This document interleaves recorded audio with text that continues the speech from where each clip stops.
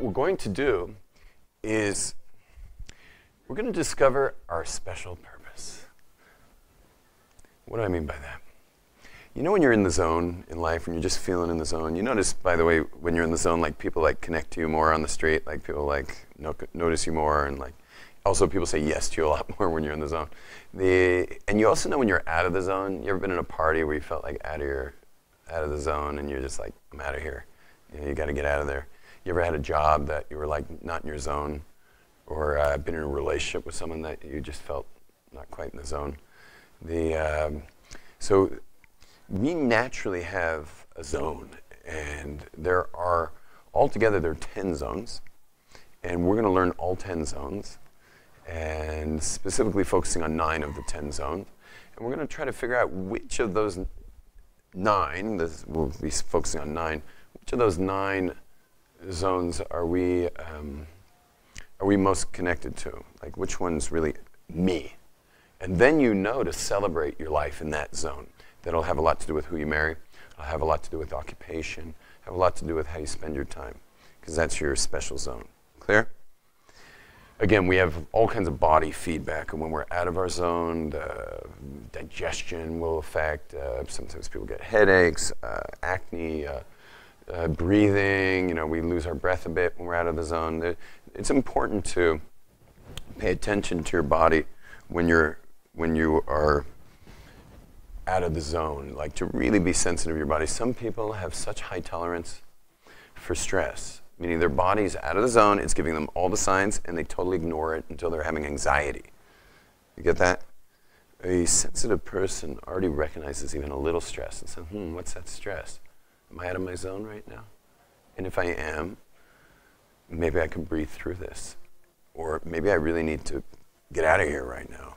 Or maybe you understand you got to know yourself and be sensitive to yourself and know when you're in the zone, when you're out of the zone. We're not always going to be in our zone. I mean, there are people right now testifying in courts, all over the planet. No one wants to be in there.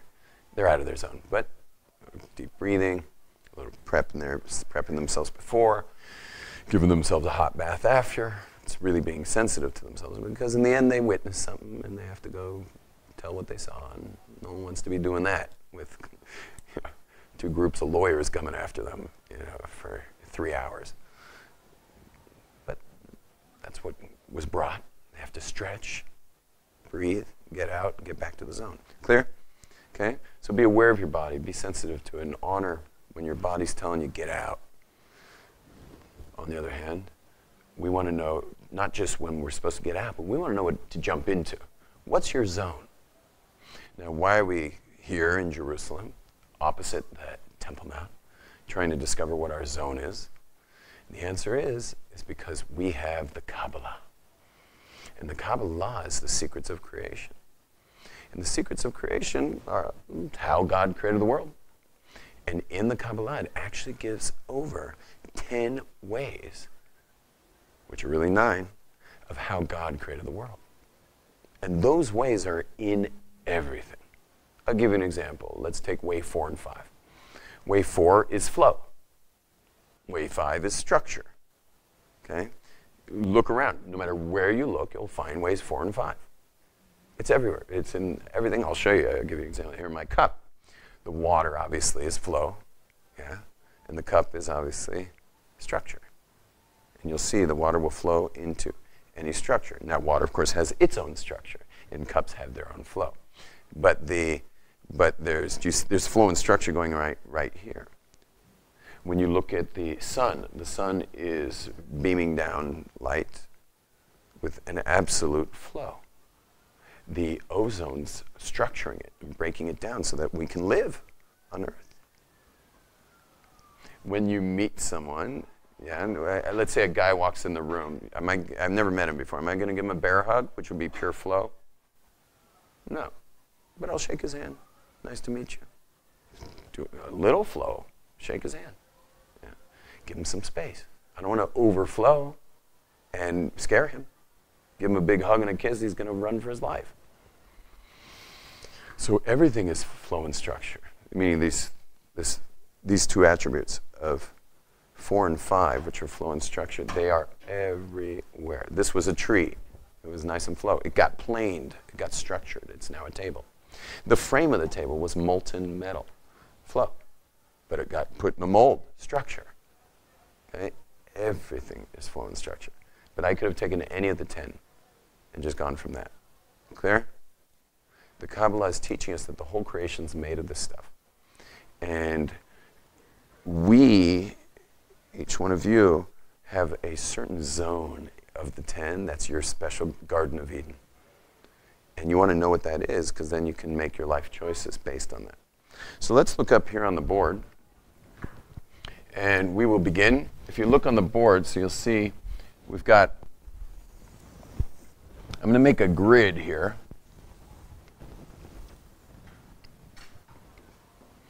And over here we're going to have also 4 lines. 1, 2, 3, 4. Now, what I want you to notice is on this side is flow. And on this side is structure. Okay? Flow and structure. So we put wave 3 and wave 4. Okay? Flow and structure. But in truth, all of this whole column, as we develop it, will all be flow, and this is all going to be structure-oriented zones. There are 9 zones on the table, on the board, and I'm going to make a 10th right here. That's going to be the 10th. So there's 9 and a 10th. Our first question is to figure out if you are flow or if you are structure. Okay?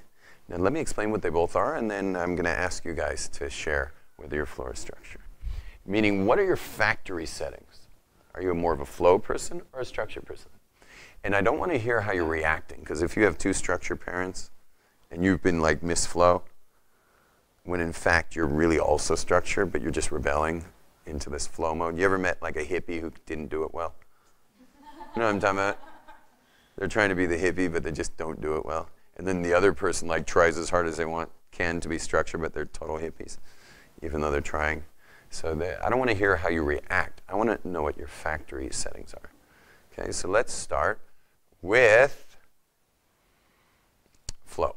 So flow people generally don't have much of a sense of time. They love free time. They like God to be in charge of their itinerary. They like, by the way, in Bed Bath & Beyond, they know that every person who shops there is either flow or structure. So when you go in there, you'll find like drapes that have like sharp lines and angles on them for all the structure people. But then there will be these very beautiful kind of maybe paisleys, or there will be flowers or whatever, because the flow people will automatically buy those. The plates have the same thing. The flow people will go for the more antique-looking china, while the structure people will go for plates that maybe the salad plate's triangular, or if it's round, there might be embossed on the plate geometric shapes that have very hard angles to them. Is that clear? So they know for everything they're selling there, there's flow and structure people. And if they're smart, and I've been to places in Israel where the department store has the flow stuff on the right, because flow people tend towards the right, and the structure people tend towards the left.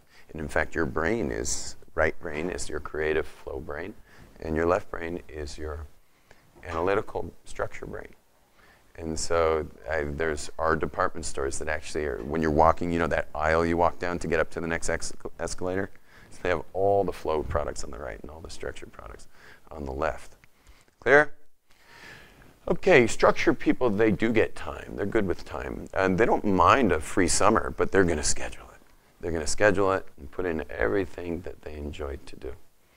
And whereas the flow person, they don't mind missing certain things as long as they could just keep the schedule open. And that's the flow person. Structure people like it like that. They flow people like change of plans. They love, spontaneous shifts. Whereas structure people, they don't like that so much. Flow people tend to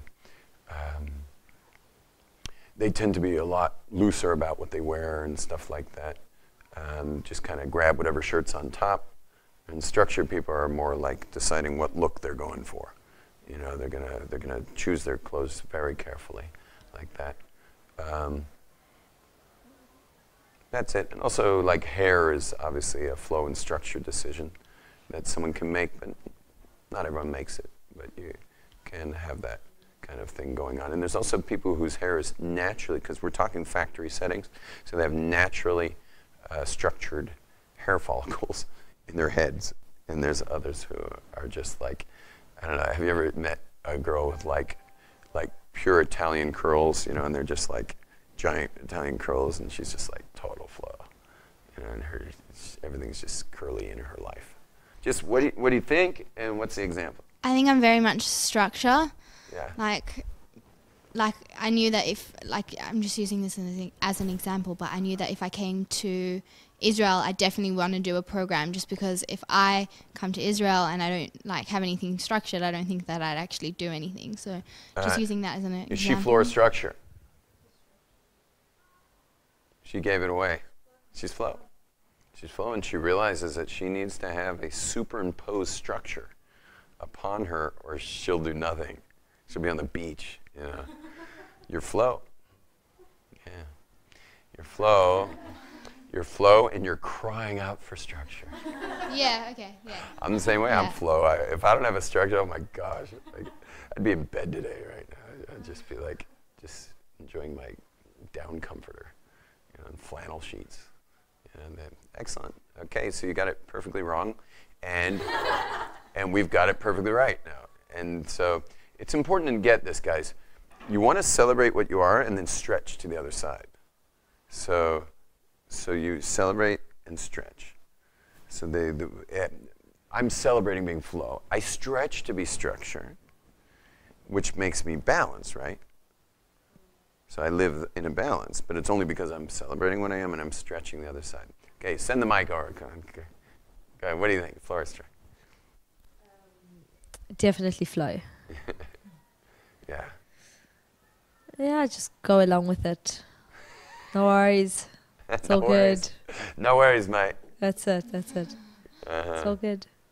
Very good. Okay, good. Keep going. Are you necessarily like one or the other? Is everyone necessarily one or the other? Most people are. Now, by the way, I didn't show you. There's a continuum here.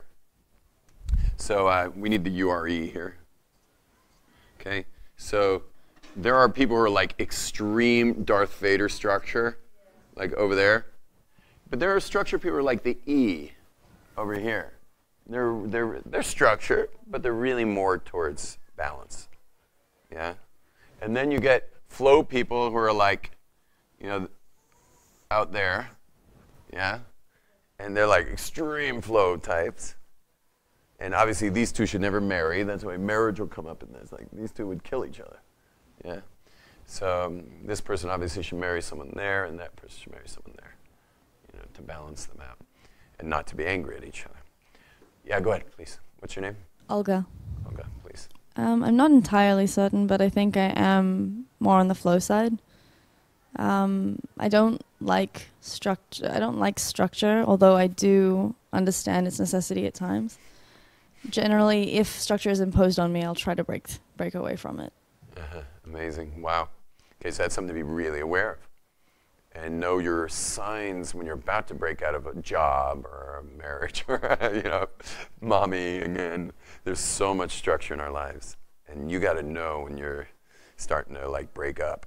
You know, you're starting to break loose, and you got to catch it and, like, take a deep breath, hot bath, give yourself a prize at the other side of all the bedtime stories, and you know what I mean? Okay, please. You are? My name's Amy. Hi, Amy. And I think I am flow. We just got the flow. Everyone's got the flow back there. Yeah, I was looking at your group. I only noticed, like, I don't know. I was thinking, like, there's a couple structures, but mostly flow. Yeah, go on. Yeah, I just think I don't know, I'm a big procrastinator, so I don't have a lot of structure. Yeah. No natural structure. No. Okay, very good. Okay, let's hit one more. Yeah. I'm Paloma, and I don't know if I'm like truly structured and I'm all the time trying to flow, or if I'm flow and I'm all the time trying to make a structure. You know, like I'm all the time in the conflict. Like I don't know. Like I feel the same as her. Like I came to the trip. I will never go with alone, but I will never make the plans. You know, I will never plan what to do in Israel and to make all the structure, but I came to a program that they make me the structure. So I don't know. Okay, it could be your flow. I mean, it could be your flow also. I don't know. Okay, any structure people here? I'm sensing your structure. So. I think so. Yeah, she's trying to see. Yeah, are you structured? Interesting, the structure people. I'm wondering if you're structured too, by the way. So I can't tell, and you also can't tell. Go ahead, grab the microphone. But I'm sure she's structured. Yeah, go ahead. Yeah. I reckon I'm structured as well. I like schedules. I like to know exactly what I'm doing when I'm doing. Write long lists of stuff I need to accomplish and stuff like that. Amazing. Like that. Great example. Great example. Yeah. You know yours? Yeah. I'm sort of stuck in between, I think. Yeah. Generally, I sort of just like to go with the flow and whatever happens, happens. But occasionally I do like a structure and to know what is happening and things like that. Amazing. Okay, very good. You could be right in the middle. Okay, Miss Structure over here. Why do you think I'm structured? It is just, I've been doing this a lot of years. You know, I like to be organized. I don't like being late, so I generally get ready early and things like that. Yeah, I think I am definitely structured. I'm occasionally flow because I can be slightly lazy at times, but generally I'm structured. Excellent, excellent. You want to keep going since we're doing it? Yeah, I'm not quite sure which one I am. Like, I take things from both sides, I guess. Like, I like being, I guess, laid back and not having any plans, but if I do have plans and they change, I get, like, I guess a bit anxious about it and stuff. And I guess, yeah, I'm sort of like, when you said about the left and right hemisphere, like, I use both. I'm a musician and an accountant, so it's sort of like, You're a musician? Yeah. And what's your medium? I play the violin and I sing. Amazing. And when you play the violin, you're playing classical music or bluegrass? Yeah, I play classical and klezmer. And that's both flow and structure. Yeah. Classical is generally very structured, and klezmer, but you chose a structured scarf, you realize. It's my mom's. Yeah, but that's the one you stole. Yeah, so I like it. Yeah. Is she structured? Yeah, I think so. Yeah, she's more structured than me, I guess. Okay, great. Okay, since we got everybody, you might as well share. Hey, up until now, I would have said I was flow, but like same as Rachel, at the end of last year, I wanted to change my degree to fine arts law. I'm just very... From what, basket weaving? No, from arts to try and discover what I liked. But yeah, like I like doing as much as I can and to do everything to the fullest, but then again, I don't know. Yeah, you might be a little more balanced as well. Like you said, what's your name again? Deborah. I never got it. Okay, very good. And your name? Zara. Zara. Okay, very good. You can keep that for now. Let's head up here. Now, one thing I did not offer the middle. The middle is balance. The reason why I didn't offer it is everyone likes to say that's them, and I don't want to say that because I don't want to hear that because everyone wants to feel they're the one who's the balance. The balanced person's one in like 60 people. There are not a lot of people like this. They're very hard to find. They're generally managers. They're in managerial roles depending if they're the top. Meaning if they're this group, or this group, but they're always going to be managing whatever they're managing. And they're an interesting folk. They flow like the best of them, and they structure like the best of them. They would never be worried at all about a change in plans. That's cool for them. Happy with change of plans. Yet very planned, very principled in their plans, and they can like just organize everything. Yet let it all go and just throw it all to the wind and just go with the flow. It's a unique character. There are very few people like that. It's hard to meet them. But they exist. I get to meet some sometimes, and it may be two of you. It may be Miss Klezmer, classical music violinist, singer. What's your name? Rachel. It could be like Rachel, or it could be like Amy. Deborah. Amy. Deborah could be that one. Could be. I'm not sure you are. I'm more likely thinking you maybe. I don't know. But but that's it. And most people you meet who are balanced isn't because they're truly here. They're balanced either because they're celebrating but stretching, and that causes balance, or they're celebrating and stretching, and that's causing balance. Or she's the F of flow, or he or she is the E of structure, meaning they're really flow or structure, but they're just very close to balance. Clear? Okay. Now, that's your style. That's your style. Whether your flow or structure is your style. We're done with style. We're moving on. And what we're moving on to is, what is your USB cable interface to the world? How do you interface with the planet around you, with the world around you? How do you interface? Now, there are 3 options for ways to interface with this world. Those 3 options are as follows. They are the intellect, then there is interpersonal,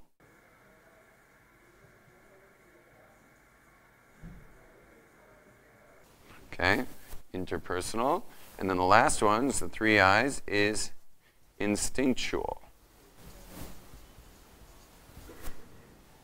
And, or I should just put instinct. It's probably a little more accurate right now. Okay? Intellect, interpersonal, and instinct, or instinctual. This is how we connect to the planet, like how we connect to reality around us. And we connect through all 3. Like when I'm reading a book, which one am I doing? When I'm studying the Torah, intellect, right? When I'm teaching a class right now, what am I doing? Interpersonal. And when I'm eating the lunch that I missed today, and when I will later go get something to eat, what will I be involved in? That's instinct. Okay. And what happens is, human beings, each person has a certain formula of how they interface. You have to interface with all 3. You can't get away with skipping any of them. You need all 3. But you have a propensity for some more than others.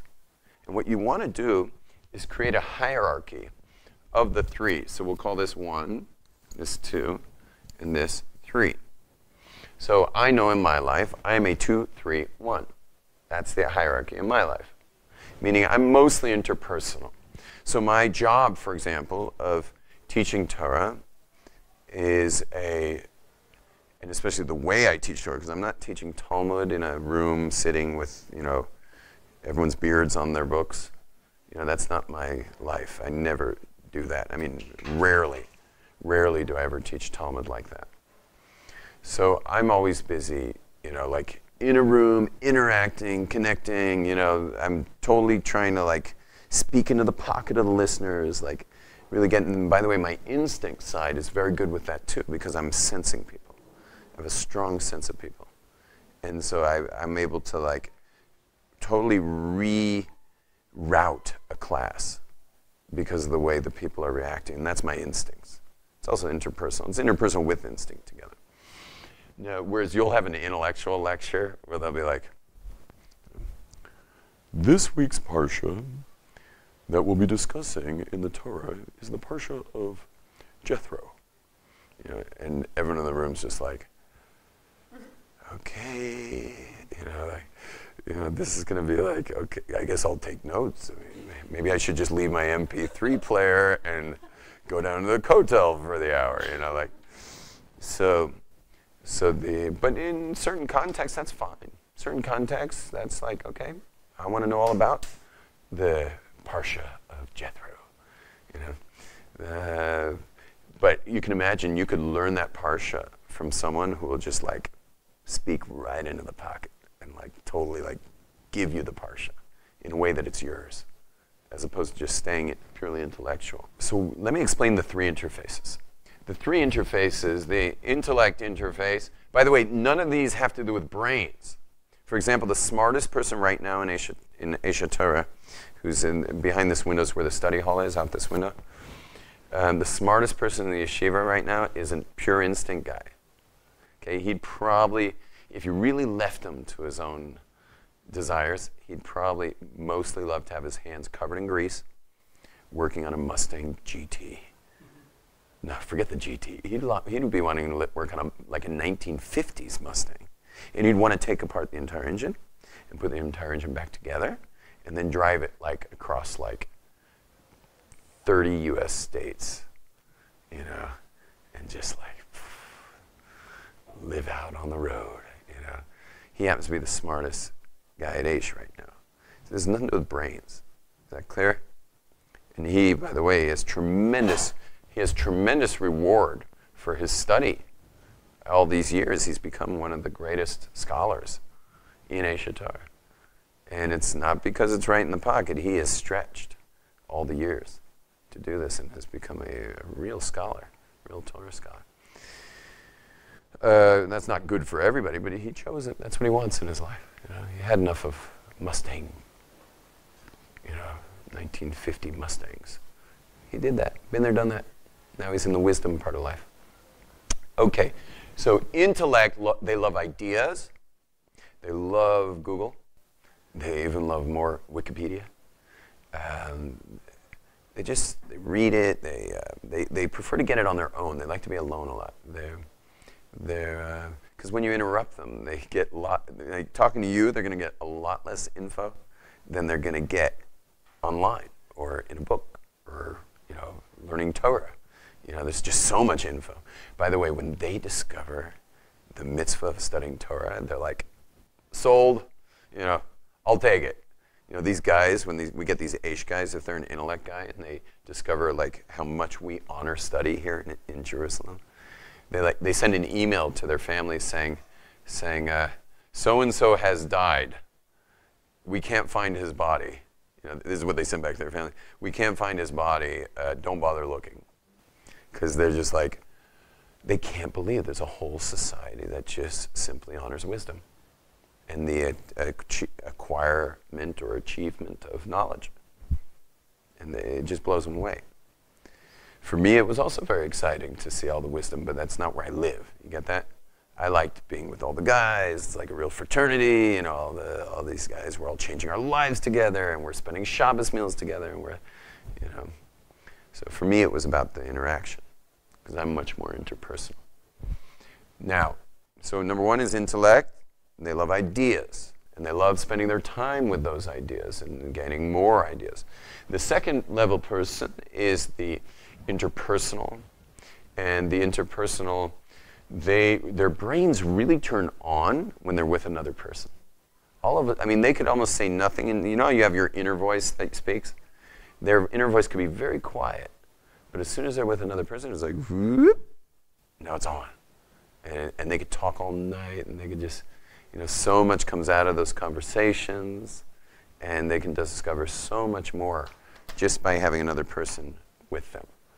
And they're very comfortable at parties. Occupationally, they work great in like sales, restaurants. Anytime there's a lot of interaction, they like interactive jobs. The intellects like scholarship jobs, professors, Torah scholars. The interpersonal people like very much just the interaction, human interaction. That's where they live. That's what they love. Okay, and then the last is instinct. Instinct people are very tactile. They're very sensual, like the senses. They like to taste things. They like to touch it. Like it's only real to them when they touch it. Judaism becomes real when they see the family on Shabbos. Like they're experiencing the food of Shabbos. Like they love food. They love like exercise. They're often musicians, and they're often artists or involved in sports or other forms of exercise and stuff like that. But they're not just keeping in shape. They connect by doing exercise. They connect with that sport or that art form or something like that. They like to gush it. They like gushy stuff, like potters are instinct-oriented people. Is that clear? Got the three? Okay, very good. I'll just use my example one more time. So I'm at 2, 3, 1. You want to know your number system. That's what I mean. If I ask you, you'd want to say, well, I'm a 1, 3, 2, or I'm a 3, 1, 2, or I'm a 2, 3, 1, or a 2, 1, 3. You want to get it down. Like, what's your hierarchy? So as I was saying, I'm a 2, 3, 1. I prefer the interpersonal stuff. if I'm not relating to people, so then I'm automatically, like, that's it. I'm going either mountain biking, or I'm going to go surfing, or I'm going to be doing yoga, or I'm going to be, you know, taking a hot bath. I take a lot of hot baths. I love hot baths. You know, with essential oils, candles, music, just soaking away in the bath. I'm crazy about beer and Mexican food. Okay.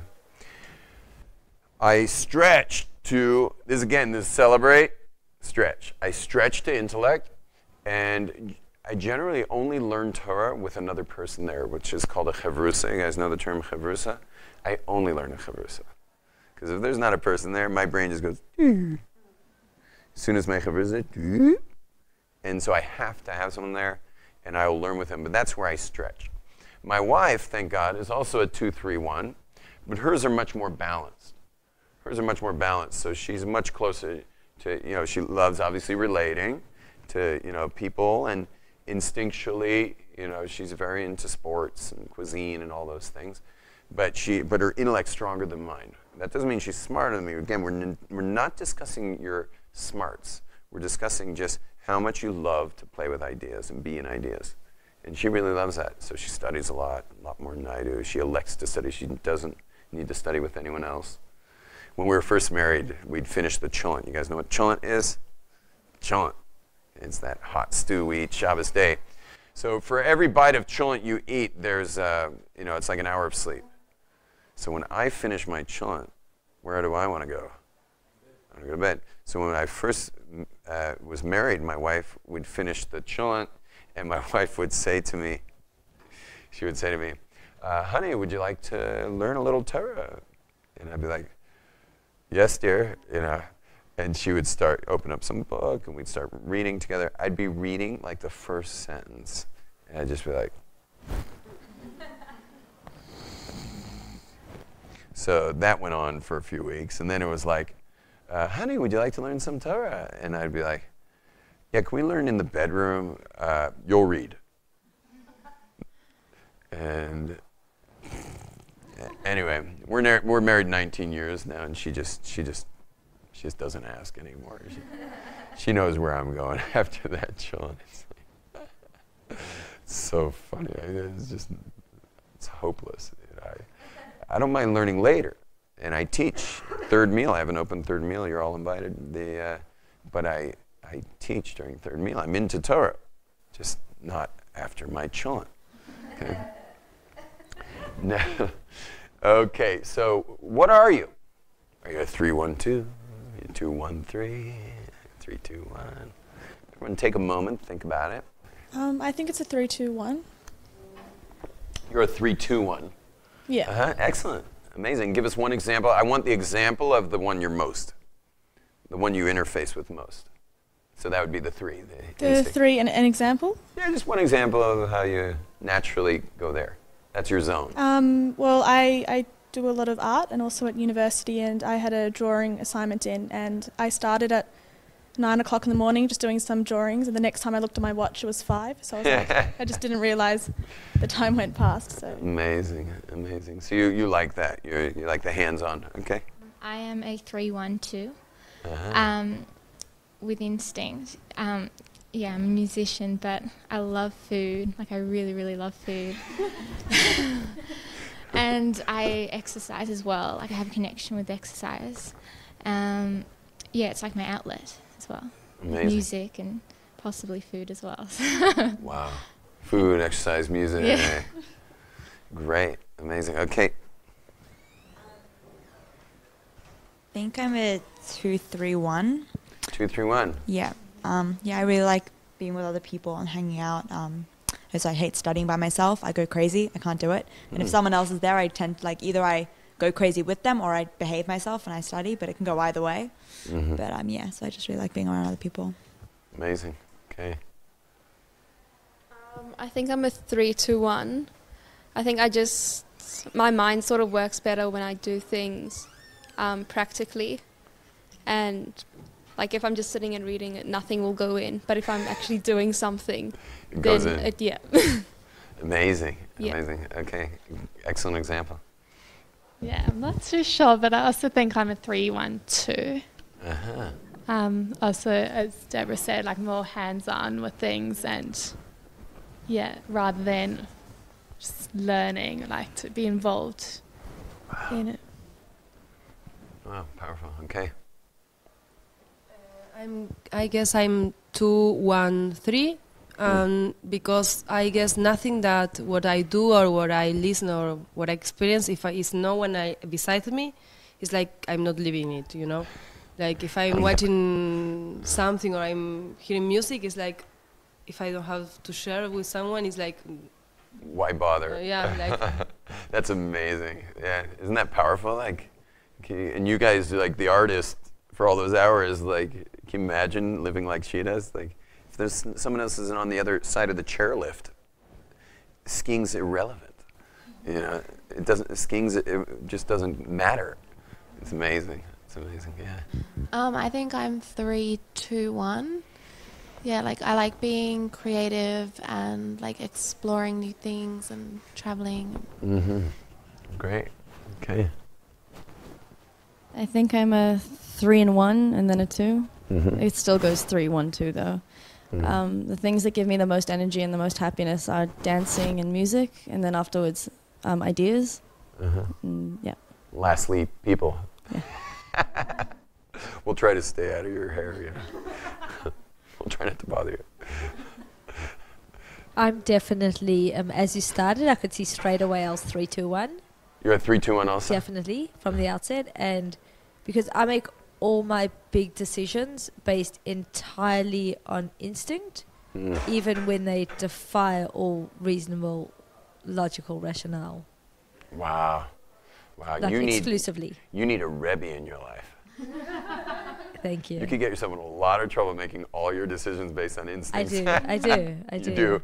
But then also when you talk about the flow, like I'm very much like chesed side. Like the kind of a struggle with. Yeah, you're a flow. Completely. You're a flow instinct. I'm completely free flow. Flow instinct. Giving, yeah. What do you do for a living? Aged care, disability, crisis, emergency services. I save the world. Excellent. So, okay, great. Anyway, the having a guide in life for instinct people is so important. Meaning, I have a class on YouTube called Finding a Rav. If you type in Finding a Rav, really how to find like your Rav, not just a Rav, like your Rav. Well, the Lubavitcher Rabbi sent me here. Did he? But yeah. Wow, that was nice of him. So amazing. Okay, keep going. I'm not sure. Like, I think I'm a 2, 3, 1. I'm like at my happiest when I'm like interacting with babies. That's interesting. So like, but I'm very hands-on with them as well.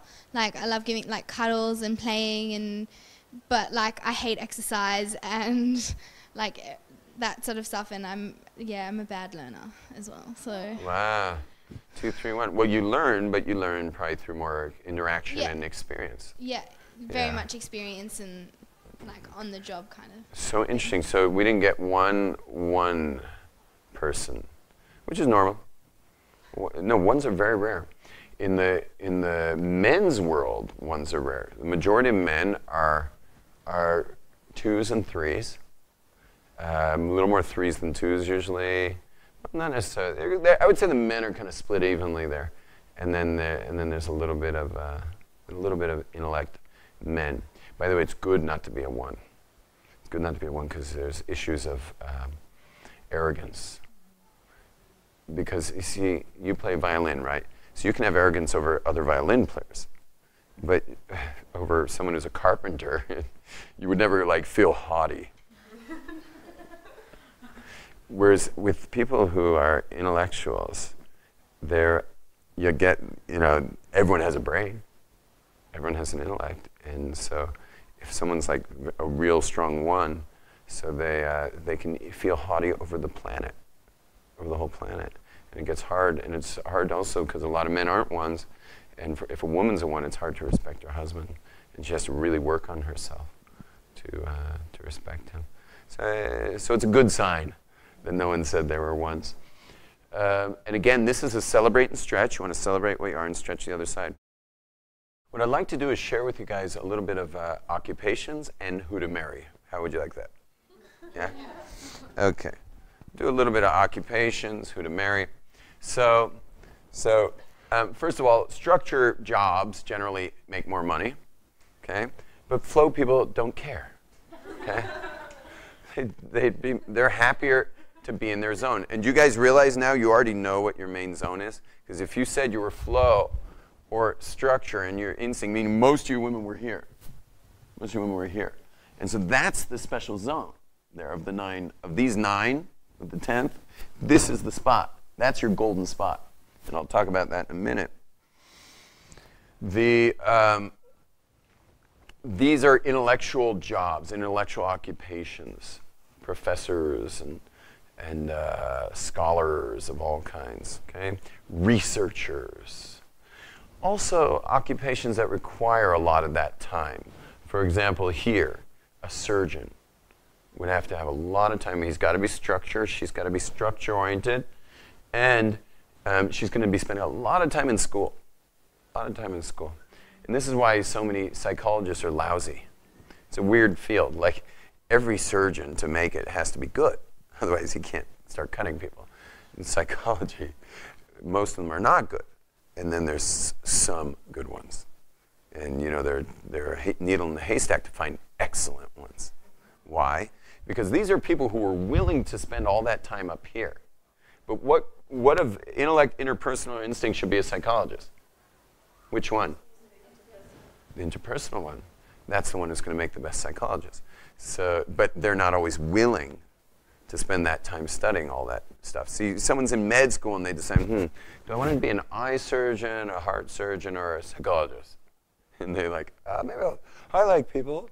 I'll be a psychologist. But meanwhile, you know, they're trying to put you into some kind of structure of like their studies in psychology, and you're just like, come on, you know, like get me. You know, you want to be gotten. And whereas interpersonal people really get you.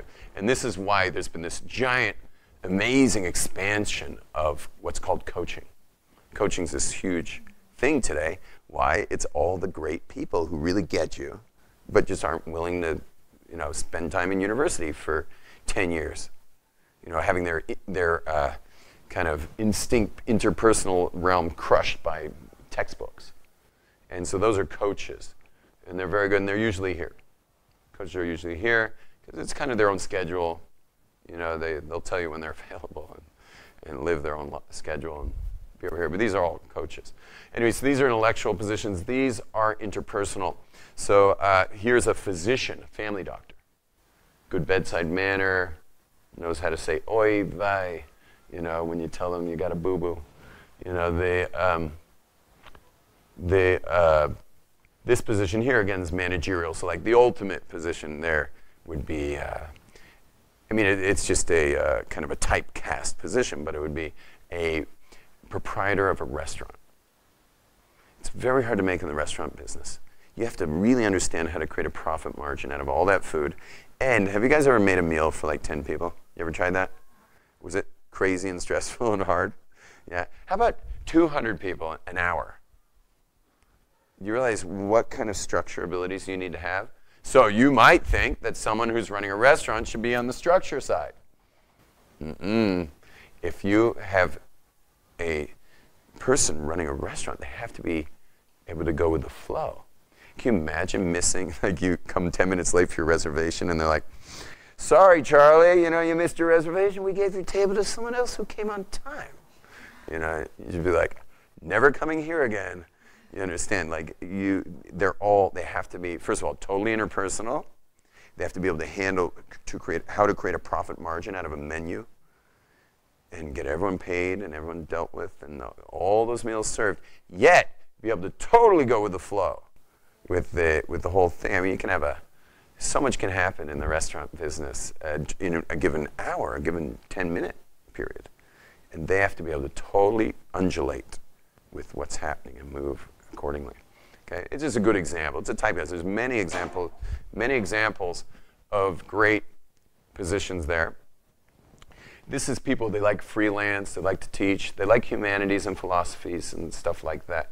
Meaning this person would like to teach history or you know, things having to do with thought and stuff like that. But they want to teach. They want to be really relating to a class full of people.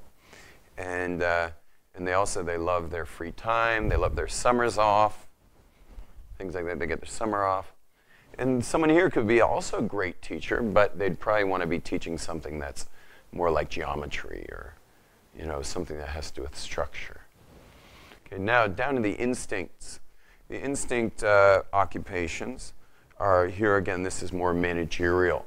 So this is someone who could be running a yoga studio or running a gym or running a music program or something like that.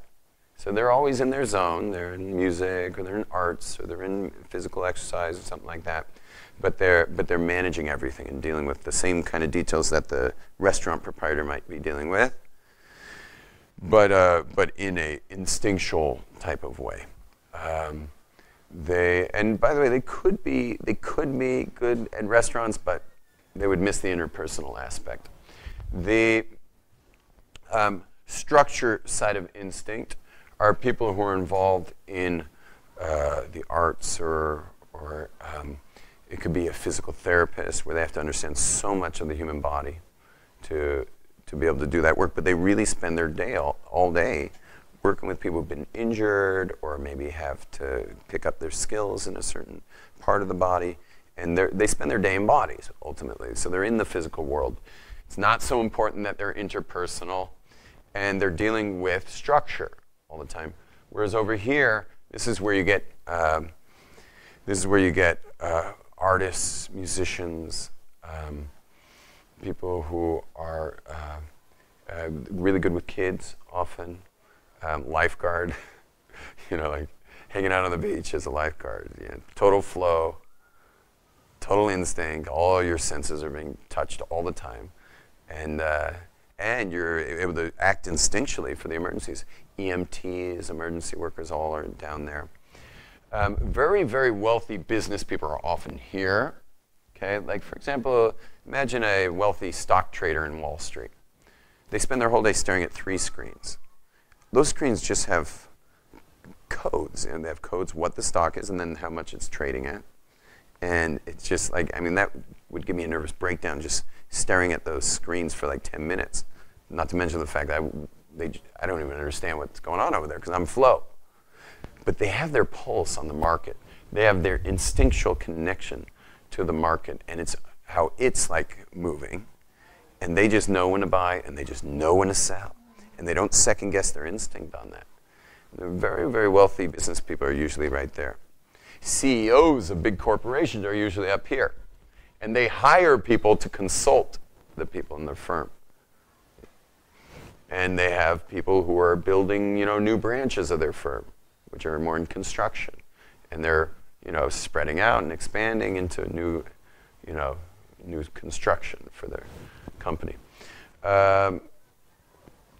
And then over here, I did flow instinct, yeah? Did flow instinct. Last is, who do you marry? Who do you marry? Who do you love? So the answer is, well, throughout history, there's always been an argument between opposites and likeness. Do you like the opposite, or do you like someone who's more in common with you? And so that's like an age-old discussion of whether opposites or likeness attract. And the amazing thing is when you're coming from the Kabbalah, so you're gonna get to the truth of like what's better, opposites or alike. And the answer is both. When it comes to your style, flow versus structure, so opposites better. Not extreme opposites, that would be dangerous for a good marriage. But if someone's extreme, they should get the F of flow. Extreme structure, F of flow. If someone's extreme flow, yeah, they should get the what? E of structure. Okay, he'll still be frustrated with you, yeah, but you know, he gets it. He gets this flow aspect too. Balanced people can marry either. It does not matter. They can marry the extremes. They can marry. They're cool with either side. But once you know what side you are, so then you go to the opposite side for who you marry. Okay? And it's pretty important, because kids being raised by two structured parents, it's instead of two structured parents, it's TOO, two structure. It freaks the kids out. It doesn't allow for the magic of life enough, because flow people are about the magic of life, and structure people are like, well, you got to have structure. And good luck drinking water without a cup, So you need to have structure in life. Someone's got to make the chant, Shabbos is coming, he's like, well, I'm going off to yoga. And she's like, well, I'm going to a poetry reading. And you're like, who's going to make the chant? You. And they're like, oh, man, let's just call someone. We'll go to their house. That's as far as opposites. And then when it comes to your USB cable interface, what do you think's better? The same. You want to hit as much of that as common as possible. Because that's where you spend the hours of your life. You want to spend your hours of your life there. And you want to be careful, by the way, whatever occupation you choose, going back to occupations, whatever occupation you choose should not be a stretch for you. You spend a lot of hours in your occupation. And if you wind up stretching for all those hours, it'll take its toll. Human beings have to be at peace with themselves. There's nothing wrong with stretching. But you got to celebrate. And that's what will give you longevity and give you a happy life. And it'll be kinder to your whole system, and you'll live longer and live healthier. So you don't want to spend too much time out of your zone, except when necessary. And it's necessary throughout the day. You got to stretch, but not for your full day occupation. Back to marriage. Sorry, that was kind of a digression. But back to marriage is you want to be interfaced with the person you marry, and that means you want to get it as close as possible. And you'll have to stretch.